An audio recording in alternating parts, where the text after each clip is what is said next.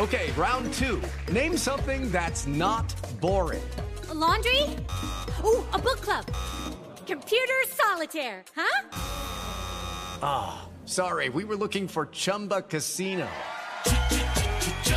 That's right, ChumbaCasino.com has over 100 casino-style games. Join today and play for free for your chance to redeem some serious prizes.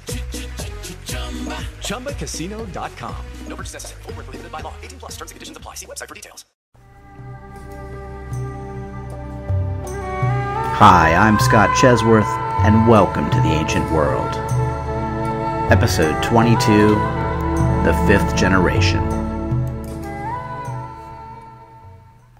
A few episodes back, I talked about the three pillars of archaic Greek resurgence. In short, the Olympics, literacy, and aggressive colonization. What I wanted to get more into this week was, what did mainland Greece look like in the 8th and 7th centuries BC? Or, put another way, what was the nature of the archaic Greek world that emerged from the Dark Ages? What elements did it retain from the Bronze Age? And what new features did it possess that would point the way toward coming Greek dominance of the classical world? As discussed previously, the fall of Mycenae and other major Greek power centers around 1200 BC led to a major downsizing of Greek population, wealth, and social structures, a severing of ancient Eastern Mediterranean trade links, and a large exodus of mainland Greeks to the Ionian coast of Anatolia. As you might expect from a Dark Age, records and notable archaeological finds from the next several centuries are rare, and aside from the generalities above, we know very little about Greek society or culture during this period. It isn't until the 8th century BC that things begin picking up again. One of the first recognizable features of 8th century Greece is the widespread construction of temples, monumental buildings intended to house particular Greek gods. The construction of these buildings, which replaced earlier altars or shrines, corresponds with a large increase in both the number and value of offerings made, including, in some prominent temples, a significant contribution from outside the local area. It's not clear exactly why this was going on, but as in the case of Olympia, it may have been due to the institution of the various Panhellenic Games, which often brought outsiders great distances to compete. The increase in temple offerings also corresponds with a decrease in the amount of valuables left in tombs. Like the Panhellenic Games themselves, which differed from earlier Greek funeral games in that you could, train and prepare for them, such temple offerings were a means for Greek elites to increase their visibility to the larger Greek world. Greek temples often contained cult statues of the gods they housed, many familiar from the Mycenaean Greek pantheon. The presence of cult statues created a space for more direct communication with the god, and also made the god a kind of patron and protector of the community. The basic relationship harkened back to Mycenaean Greek tradition, where statues of gods had played similar roles in the tales of the Trojan War. But the combination of temples and cult statues was, in itself, a new archaic Greek development. The growth of Greek temples and the communal ceremonies that grew up around them, including public feasts, implies the existence of well-organized communities with significant resources at their disposal. We need to be a little careful. The 8th century BC is too early to talk about the rise of the Greek polis, where we can define a particular set of features and social arrangements that line up well with the classical understanding of the term. Instead, at this early stage, we can really only say that something was happening across the 8th century Greek world that made it a significantly different place from the Dark Age world it was slowly emerging from. Another interesting development was the nature of the offerings left in temples. Typical 8th century BC dedications included large bronze tripods, jewelry, clothing, armor, weapons, exotic foreign items, and small bronze animal figurines. But in the early 7th century BC, statues of men became the preferred gift to the gods, and even other votive offerings, such as cauldrons, were increasingly adorned with human figures. The earliest such objects clearly borrowed from contemporary Egyptian or Near Eastern styles. But by the end of the 7th century BC, a uniquely Greek artistic creation, the kouroi, had become the temple offering of choice. Kouroi, essentially freestanding, life-size stone figures, also bear some similarity to Egyptian statues, particularly with their 1 foot forward and hands by the side stance. But they also differ in a few critical aspects. For one, they're naked, which is very non-Egyptian. They also have a unique smile, which is very different from that of Egyptian pharaohs. And kouroi also have, well, let's be honest, helmet hair. Also, while Egyptian statues represent powerful individuals, kouroi are intended to represent humans in abstract. Their placement in temples, in ever-increasing numbers and sizes, seem designed to prompt thoughts on the relationship of man to the gods. By the mid-7th century BC, Greek temples were being constructed using what was called the Doric order of design, with large dressed stones and columns roughly 6 diameters high, crowned with a square stone abacus and carrying smooth stone beams with a further vertical face above. While some parallels to Egyptian architecture are present, it's doubtful that the Doric design had Egyptian origins. Greek engagement with Egypt, initially via Carian and Ionian mercenaries, only became significant after the mid-7th century BC, during the reign of the pharaoh Psamtik I. Such a date would allow extremely tight timing for the transmittal and widespread dissemination of Egyptian architectural techniques throughout the Greek mainland. Doric temples also had elements not replicated in Egyptian architecture, including the use of terracotta roof tiles, which can only be used on a shallow slope and give Greek temples their distinctive profile. The earliest known Doric temple was that of Apollo at Corinth, but the style quickly caught on, and similar temples were soon constructed to Artemis at Sparta, to Hera at both Argos and Olympia, and to Athena at Smyrna in Ionian Greece. The construction of such large temples, populated by ever-growing numbers of kouroi, testifies to the increasing wealth and organization of archaic Greek communities. At least some understanding of Greek social relations during the Archaic period can be decoded through the works of 2 of its most famous authors, Homer and Hesiod. Due to the restoration of Greek literacy, Homer's Iliad and Odyssey, and Hesiod's Theogony and Works and Days were preserved in more or less their early 7th century BC forms. The importance of this is that in order to connect with their intended audience, it's very likely that all these works dealt with subject matter and reflected points of view with which their early listeners and readers could identify. Hesiod's Theogony is a telling of the Greek creation myth. It reflects a world in which the relationship between gods and men is based on rational motives, as opposed to being chaotic and arbitrary, and with justice as the ultimate aim. Zeus, king of the gods, is seen as the sponsor of good, and his daughters, the Muses, are tasked with guiding human rulers to act with wisdom and justice. In its division of responsibilities between gods, the struggles between different generations of gods, and the ability of a wise man to trick the gods, the Theogony has a great deal in common with Mesopotamian creation myths, such as the Enuma Elish, suggesting that Hesiod and his contemporaries may have gained some familiarity with Near Eastern cosmology. Hesiod's Works and Days deals with more earthly matters, including labor, farming, and general good advice, making the poet come off kind of like an archaic Ben Franklin. From this poem, we learn that the archaic Greeks still had rulers, possibly kings. One key difference is that the rulers no longer appear defined by heredity, but instead solely by their inherited or accumulated wealth. Hesiod's overarching concern seems not to be who rules, but whether they rule justly. While portraying late Bronze Age events, Homer's Iliad and Odyssey were also likely tailored to some degree to reflect matters of contemporary interest or concern to the archaic Greeks. A major aspect of both works is the relative powerlessness of kings, who were unable to exert their authority over proud, rebellious warriors, or sometimes even over their own armies.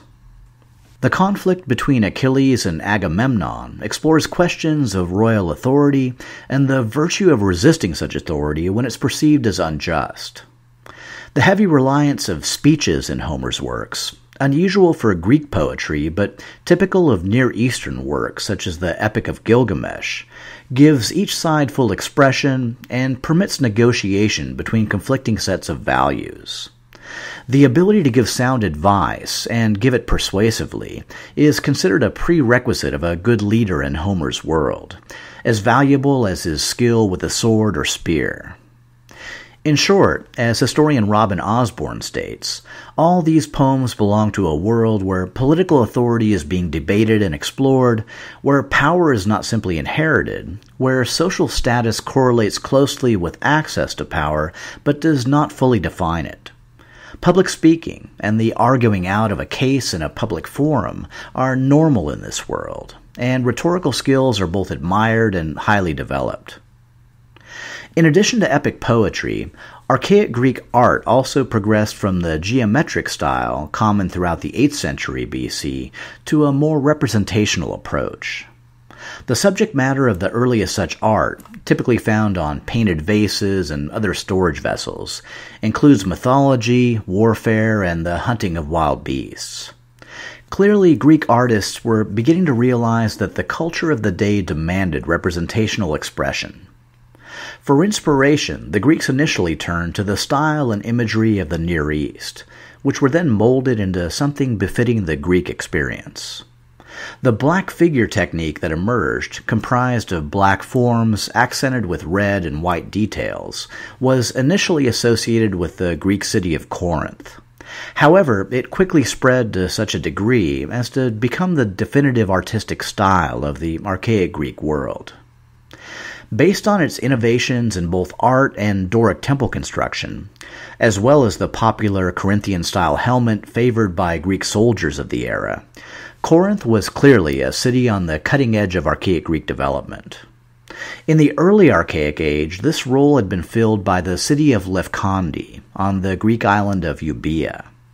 As discussed several episodes back, Lefkandi was the locus where domestic Greek trade networks were first reforged, the Greek alphabet was first developed and used, and the first popular Greek pottery style was crafted for export to the Near East. It was also from Lefkandi that Greeks had launched their first forays into foreign colonization, with the establishment of Pithecusa in Italy and Almina in coastal Syria. So, whatever happened to Lefkandi? Well, apparently, toward the end of the 8th century BC, the region had fallen victim to war. And not just any war, but the only war in Greece between the quasi-mythical Trojan War and the coming Persian Wars that involved alliances of cities as opposed to individual cities in conflict. This was the little-known Lelantine War, fought between Lefkandi's Euboean neighbors of Eretria and Chalcis, over domination of the fertile Lelantine plain. While both cities possessed large fleets, the war was mostly fought on land. In this transitional age between Homeric and hoplite warfare, rival armies still used infantry, cavalry, and chariots, but warriors had adopted the sword, not the spear, as their weapon of choice. From the two initial Euboean combatants, the Lelantine War grew through a series of personal alliances between rulers to eventually involve Miletus, Samos, Thessaly, Aegina, Corinth, Megara, Chios, and possibly dozens of other Greek cities, many of whom used the conflict to resolve their own territorial disputes. By the time the war ended, several decades later, Lefkandi had been destroyed and the initial combatants exhausted, to the point where the island of Euboea soon became a Greek backwater. It was left to other cities, including Miletus and Corinth, to shoulder the burden of further archaic Greek development. Speaking of Corinth, let's talk a bit about the history of this major Greek city. Likely settled by invading Dorians around 900 BC, little is known of Corinth before the mid-8th century. At this time, the last king, Telestes, was overthrown by members of an aristocratic clan named the Bacchiadae. Through their dominance of the new institutions of Prytanis, or chief magistrate, and Polemarchus, or war leader, the Bacchiadae governed Corinth over most of the next century. Their rule was marked by both large-scale public construction and the establishment of colonies at Corcyra and Syracuse, and Corinth soon became the wealthiest Greek city of the era. In the mid-7th century BC, Corinth fell victim to a new Greek phenomenon that would soon come to define the archaic era: the tyrant. To set the stage a bit, in recent years Corinth had been led into a series of unpopular wars against both Argos and Corcyra, and the people had become disenchanted with the ruling Bacchiadae clan. The war leader of Corinth at the time was Cypselus, a member of this very same clan. Cypselus used his influence with the army to usurp sole power, then had the remainder of the Bacchiadae family expelled from Corinth. Once his rule was secure, Cypselus continued to grow the wealth and power of Corinth, mainly through increased trade with the Greek colonies of Italy and Sicily. His reign lasted 30 years, a testimony to his general popularity. Upon his death, he was succeeded, as tyrant of Corinth, by his son Periander, who would later become famous for building a ramp across the Isthmus of Corinth so that ships could be dragged across as opposed to having to circuit the Peloponnese. The story of Cypselus is fairly representative of the tyrant phenomenon that swept across Greece in the mid-7th century BC. Tyrants were often members of local elites, typically used times of public discontent to seize the reins of power, and were often able to pass down those reins at least one generation. There was also some variation. Tyrants could be either political insiders, like Cypselus, or the newly wealthy. And in justifying their seizure of power, they variously claimed to be fulfilling the will of the people, saving the city from weak or wrong-headed leaders, or putting an end to destructive conflict between rival elites. In the turbulent world of archaic Greek politics, such claims were often not much of a stretch. While backgrounds, aims, and means might differ, the general result was the subordination of local Greek aristocracies to the power of a single man. The term tyrant initially meant little more than this fact, and it didn't assume its more negative connotation until later. In order to bolster their credibility, tyrants often did their best to uphold existing laws, customs, and religious practices. In order to maintain their popularity, they also often engaged in public works projects designed to increase the prestige of their home cities. But despite all these factors, tyrants were almost universally vilified in retrospect. The main reason, of course, was that the institution of tyranny served to shame both rival elites, forced to cede power to one of their own, as well as the common people, forced to phase up to the grim reality of their own political impotence. In addition to the realm of politics, the 8th and 7th centuries BC also saw developments in Greek warfare. By far the most important military innovation of the 7th century was the hopla, or hoplite shield, a round shield supported by a strap handle through which the left forearm is inserted. The hopla's main advantage was when ranks were packed sufficiently tightly, in a configuration known as a phalanx, the locked shields provided each warrior with a high degree of protection against enemy attack. The invention of the hoplite shield both diminished the need for each soldier to purchase his own expensive suit of heavy armor, and reinforced a cohesive approach, where each warrior was forced to rely on his companions for survival and victory. Fighting in massed ranks was in itself nothing new. Its mention in the Trojan war cycle meant that it had likely been a standard Greek tactic for at least several centuries.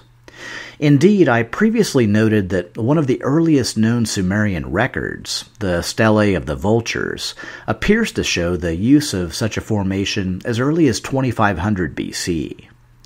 But the particular design and relative inexpense of the hoplite shield permitted a larger number of Greeks to serve in the armed forces of their cities. Also, since it didn't require custom fitting, like armor, the shield could be passed down from generation to generation. Behind the shield, various forms of helmets and armor would continue to be experimented with over the succeeding centuries. Hoplite warfare, first developed by the archaic Greeks, would soon become the dominant mode of large-scale battle throughout the Mediterranean, and would remain so down through later Hellenistic and early Roman times. While we're on the subject of weapons, armor, and the importance of the Greek phalanx, I can't think of a better segue into a discussion of another major Greek city, Sparta. While Sparta had a prominent role in Homer's Iliad, as the site of Helen's abduction, the archaic Greek city had little connection to its late Bronze Age predecessor. After being settled by Dorians in the 10th century BC, the early archaic version of the city had fallen under the control of a particularly brutal and rapacious ruling elite, one who left the masses impoverished and virtually enslaved. Lawlessness and civil strife were the norm, and the city clearly cried out for a better form of governance. Unfortunately, the Spartans had few contemporary examples to emulate, since much of mainland Greece was also in the throes of similar class-based conflict. On the other hand, the absence of any centralized rule by powerful kings and large empires gave Sparta something even more valuable: the freedom to experiment. Starting around 725 BC, the Spartans carried out a series of radical political and social reforms designed to overcome the many perceived ills of their society. The Spartans attributed their new constitution to a semi-mythical lawgiver named Lycurgus, who had derived his revolutionary approach from the Greek oracle at Delphi. In reality, the various elements of Spartan government probably developed slowly over the next century, by which time they were firmly established. Under their new system, Sparta was ruled by two hereditary kings, each supposedly a descendant of the Greek demigod Heracles, who were equal in authority, with each having the power to veto his colleague. In this respect, the Spartan executive was similar to the later Roman consul system. In matters of religion, the kings were chief priests of the state and also maintained communication with the Panhellenic sanctuary at Delphi. In matters of war, their authority was supreme.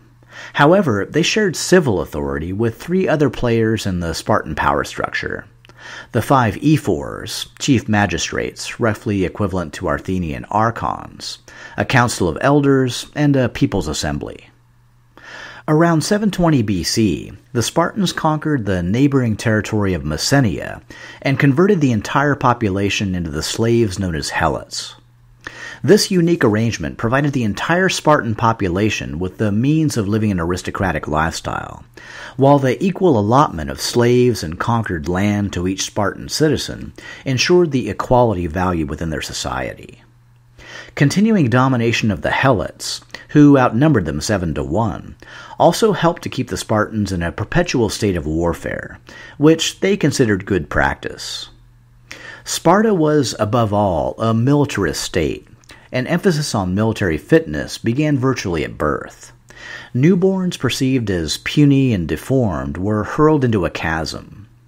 When male Spartans began military training at age 7, they would enter the agoge system, designed to encourage discipline, physical toughness, and reverence for the Spartan state. Boys lived in communal messes and were deliberately underfed to encourage them to master the skill of stealing food. Besides physical and weapons training, boys studied reading, writing, music, and dancing. Speaking laconically, with brevity and wit, was also strongly encouraged. At the age of 12, the agoge system obliged Spartan boys to take an older male mentor, usually an unmarried young man. The older man was expected to function as a kind of substitute father and role model to his junior partner. It's also relatively certain that they had sexual relations. At the age of 18, Spartan boys became reserve members of the Spartan army. Upon leaving the agoge, some boys were sent into the countryside with only a knife, and forced to survive on their skills and cunning. Another unique aspect of Spartan society was that Spartan women also underwent a fairly extensive formal educational cycle, making it the only contemporary Greek polis to educate its female population. Spartan women enjoyed status, power, and respect unknown to the rest of the archaic world. They controlled their own property, as well as that of male relatives who were away with the army. It's estimated that women were sole owners of at least 35% of all land and property in Sparta. Laws regarding divorce were the same for both men and women. Spartan women rarely married before their 20s, and unlike Athenian women, who wore heavy, concealing clothes and were rarely seen in public, Spartan women wore short dresses and went pretty much wherever they pleased. Men were encouraged to marry at the age of 20, but couldn't live with their families until they left active military service at age 30. They called themselves homoioi, or equals, pointing to their common lifestyle and the discipline of the phalanx, which demanded that no soldier be superior to his comrades. Insofar as hoplite warfare could be perfected, the Spartans did so. This development did not happen overnight, and the Spartans of the 7th century BC were far from unbeatable. Evidence from the period points to Spartan invasions of Tryphilia, to the north of Messenia, Tegea, and Argos, all of which were handily repulsed. But, as they say, practice makes perfect. Practice and an absolute commitment to always fight to the death and never surrender. Thucydides reports that when a Spartan man went off to war, his wife would present him with his shield and say, "With this or upon it," meaning, essentially, come back either victorious or dead. If a Spartan hoplite ever returned home without his shield, it would be assumed that he'd thrown it at the enemy in an attempt to flee, an act punishable by death or banishment. Like the other great cities of Greece, the Spartans seldom undertook important matters, including warfare, without consulting the oracle at Delphi. In Greek mythology, Delphi was where the god Apollo had slain the dragon Python, as well as being the location of the Omphalos, or navel of the earth, essentially the center of the world.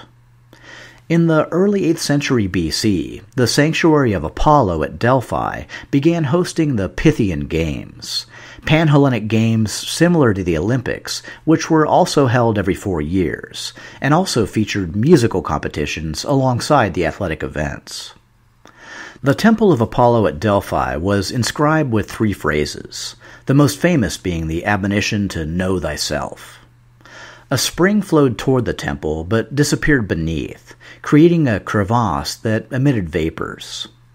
It was from these vapors that the priestesses of the oracle at Delphi, by tradition an older woman native to the region who had led a blameless life, supposedly gained her famous powers of prophecy, falling into a trance and channeling the words of the god Apollo in the form of ecstatic speech.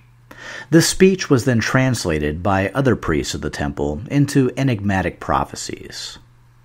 Despite its relatively remote and inaccessible location, by the late 8th century BC, Delphi had already become the recipient of large numbers of votive objects from across the Greek mainland. The implication is that it was during this period that the oracle began to be more widely consulted on matters of Greek politics, particularly matters where other local oracles might not be considered impartial. One interpretation of Delphi's importance to the archaic Greeks was in its function as validator of community decisions, particularly those involving the division or attenuation of civic powers, which might expect to meet resistance from entrenched elites. Implementing a new series of laws, taking actions that might result in conflict with neighbors, or sending troublesome groups into exile were all activities that might benefit strongly from having the stamp of approval from remote, impartial Delphi.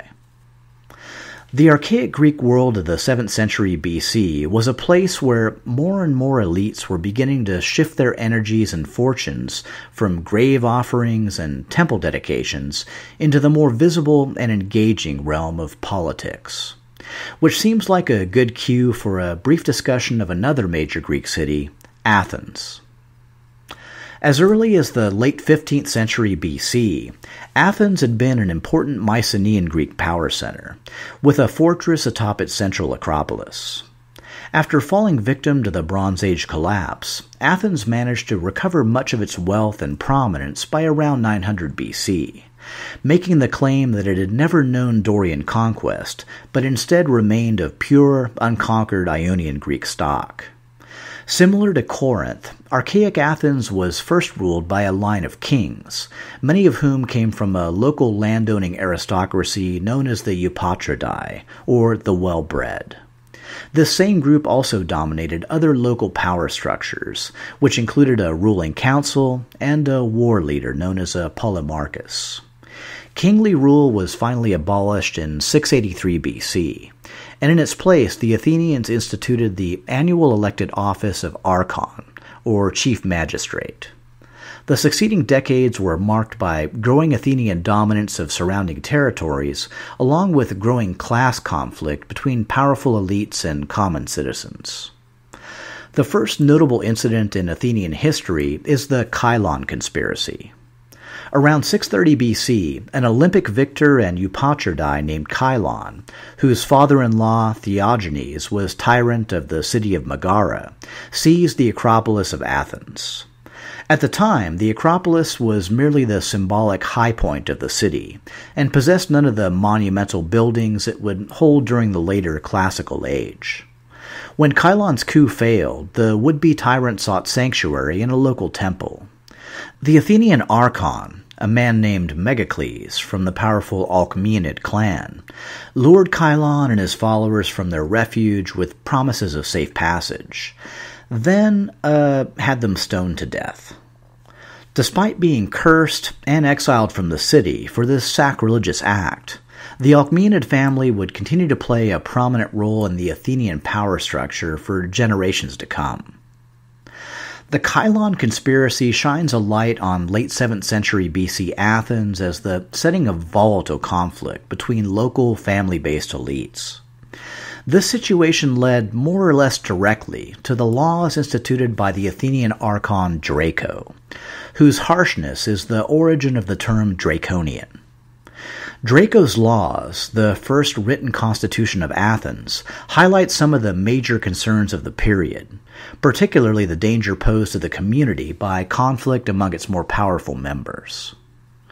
Draco's laws codified debt slavery, instituted the death penalty for even minor offenses, and distinguished between the crimes of murder and involuntary homicide, thereby determining which individuals and families could be exiled from the city.